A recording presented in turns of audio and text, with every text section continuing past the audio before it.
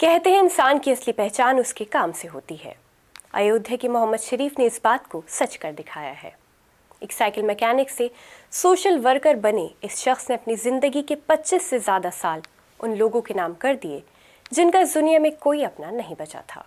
आदाब, मैं हूँ आपके साथ अमीना माजिद और आप देख रहे हैं आवाज़ वॉइस। अयोध्या की संकरी गलियों से निकलकर पूरी दुनिया को इंसानियत का असली मतलब समझाने वाले मोहम्मद शरीफ, जिन्हें लोग प्यार से शरीफ चाचा कहते हैं, आज एक ऐसी मिसाल बन चुके हैं जो धर्म, जाति और पहचान की सीमाओं से कहीं ऊपर है। करीब 28 साल पहले एक हादसे ने उनकी ज़िंदगी हमेशा के लिए बदल दी। उनके बेटे की हत्या हुई और उसका अंतिम संस्कार लावारिस समझकर कर दिया गया। इस दर्द ने उन्हें तोड़ने के बजाय एक नया मकसद दे दिया।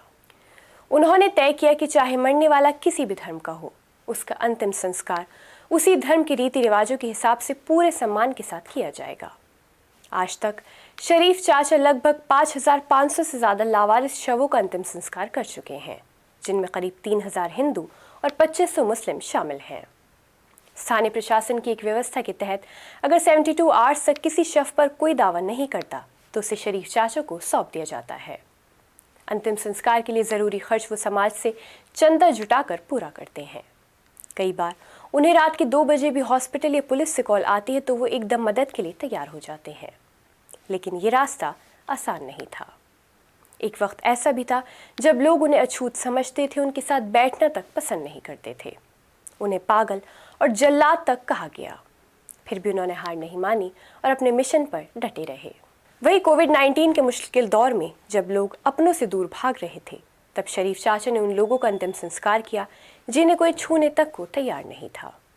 उनकी सेवा को देखते हुए भारत सरकार ने उन्हें पद्मश्री से भी सम्मानित किया। आज उम्र और आर्थिक परेशानियों के बावजूद उनका हौसला कायम है।